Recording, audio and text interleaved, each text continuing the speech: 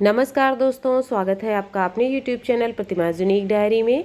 दोस्तों, इस वीडियो में आपको बताने वाले हैं कि धनतेरस के दिन आपको 13 चीज़ें घर में कौन कौन सी हैं जो लानी चाहिए, कौन सी चीज़ें नहीं खरीदनी चाहिए, झाड़ू से संबंधित क्या महत्वपूर्ण बातें हैं जो ध्यान रखना चाहिए, पुरानी झाड़ू का क्या करें, इन सब बातों की जानकारी इस वीडियो में आपको मिलने वाली है। सबसे पहले इस बारे में जानेंगे कि धनतेरस के दिन जो चीज़ें हमको खरीदनी चाहिए वो कौन सी चीज़ें हैं। सभी चीज़ें नहीं तो जो संभव हो वो चीज़ें ज़रूर खरीदनी चाहिए। धनतेरस के दिन हम सभी जानते हैं कि खरीदारी करना बहुत शुभ माना जाता है। इस दिन अनेक प्रकार की खरीदारी करते हैं, विशेष रूप से सोने और चांदी के आभूषण और बर्तन खरीदने जाते हैं।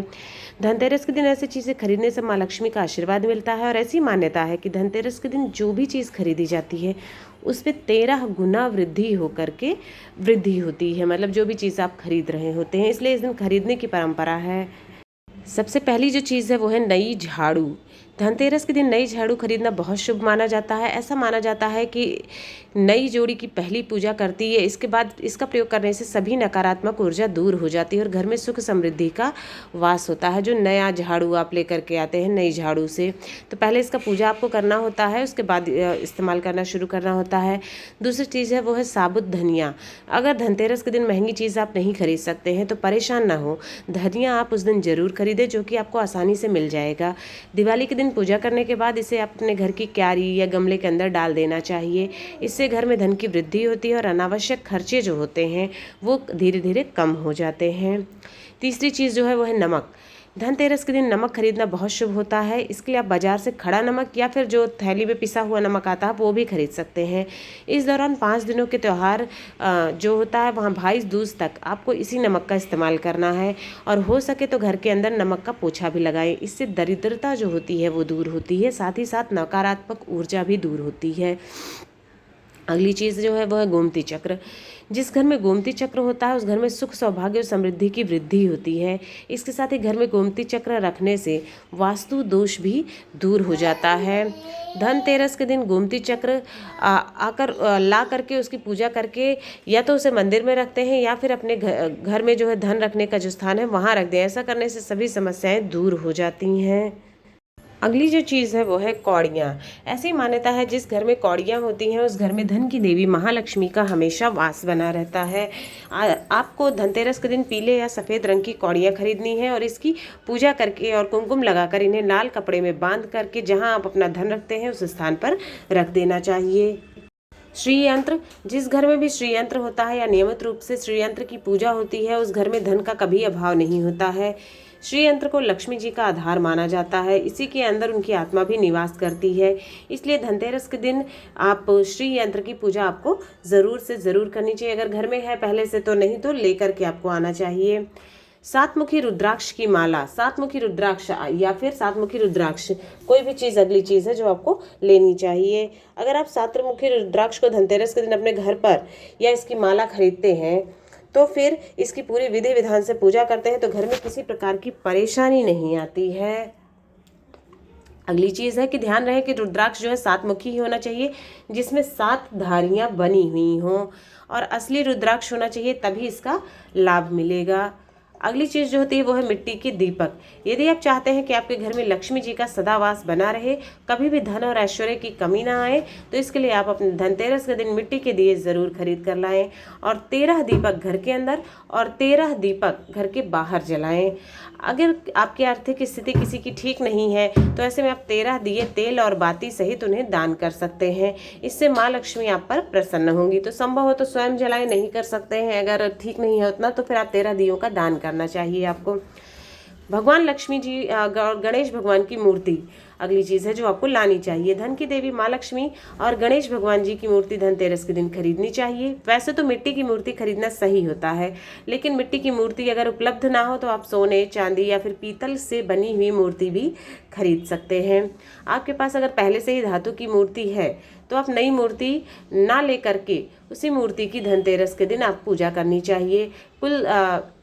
लेकिन यदि आपके घर मिट्टी की मूर्ति है पहले से तो आप उसे पानी में विसर्जित करके धनतेरस को नई मिट्टी की मूर्ति खरीद सकते हैं। इससे आपके घर में हमेशा धन का प्रभाव बना रहता है। मूर्ति नई मिट्टी की है तो वो नई मूर्ति लानी चाहिए, बाकी धातु की है तो आप हर साल उसकी पूजा कर सकते हैं।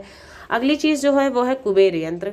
कुबेर यंत्र जिस घर में होता है उस घर में धन के देवता कुबेर का वास होता है और साथ में महालक्ष्मी जी भी वहाँ पर वास करती हैं। आपको हमेशा उत्तर दिशा में कुबेर की स्थापना करनी चाहिए, जिससे परिवार में खुशियाँ और समृद्धि आए।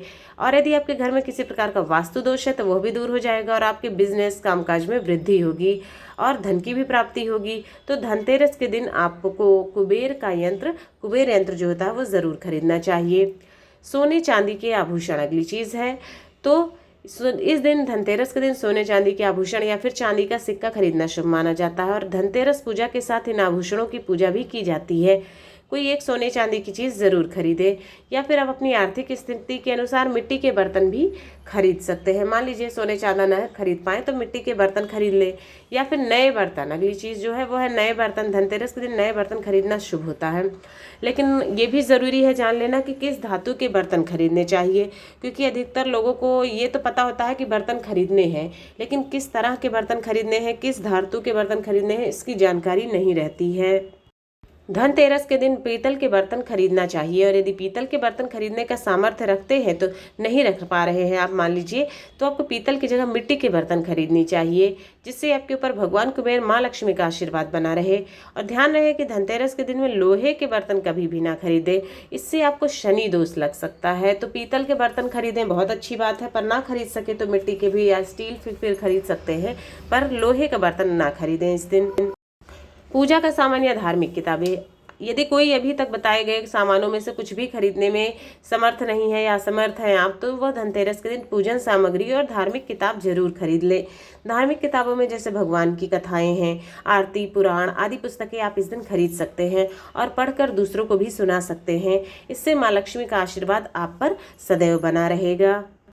ये तो हो गई वो 13 चीज़ें जो आपको इस दिन खरीदनी चाहिए। मतलब सभी ज़रूरी नहीं है, लेकिन जितनी चीज़ें संभव हो सके वो आप खरीदना चाहिए आपको। अगर आपके घर में पहले से हैं तो कोई बात नहीं, नहीं तो खरीदें ज़रूर। अब कौन सी चीज़ें जो है धनतेरस के दिन आपको नहीं खरीदना चाहिए, तो कुछ ऐसी चीज़ें भी होती हैं जिनकी भूल कर भी नहीं खरीदना चाहिए।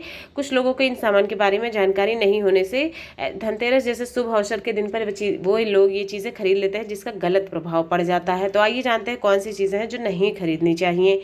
लोहे के धातु से बने बर्तन, ध्यान रखना है लोहे के बर्तन नहीं खरीदना है। नुकीली चीज़ें जैसे चाकू, कैंची या और भी इस तरह की अगर नुकीली चीज़ें होती हैं उनको भी नहीं खरीदनी है इस दिन। प्लास्टिक के सामान जैसे बर्तन कुछ लोग ले रहे हैं प्लास्टिक के ले लेते हैं, या प्लास्टिक का और भी कोई सामान है, अवॉइड करना चाहिए प्लास्टिक का सामान। कांच के बर्तन नहीं लेने चाहिए इस दिन। काले रंग की चीज़ें नहीं खरीदनी चाहिए। स्टील के बर्तन कुछ खरीदे जाते हैं, कुछ नहीं खरीदे जाते हैं। दूसरी है चीनी मिट्टी के बर्तन, जो चीनी चाइनीज़ आते हैं क्रॉकरीज, वो भी आपको अवॉइड करने चाहिए इस दिन खरीदने के लिए। तो ये जो मुख्य चीज़ें हैं इनको आपको बचना चाहिए इन चीज़ों को खरीदने से। तो दोस्तों इस वीडियो में आपको बताया गया है कि धनतेरस के दिन आपको कौन सी 13 चीज़ें ज़रूर खरीदनी चाहिए जो बहुत शुभ होती है और कौन सी चीज़ों को खरीदने से बचना चाहिए। इसके साथ ही आप सभी को धनतेरस के त्यौहार की बहुत बहुत शुभकामनाएं। पहले से ही आप सभी पर माता लक्ष्मी का, धन्वंतरी का, कुबेर देव का वास बना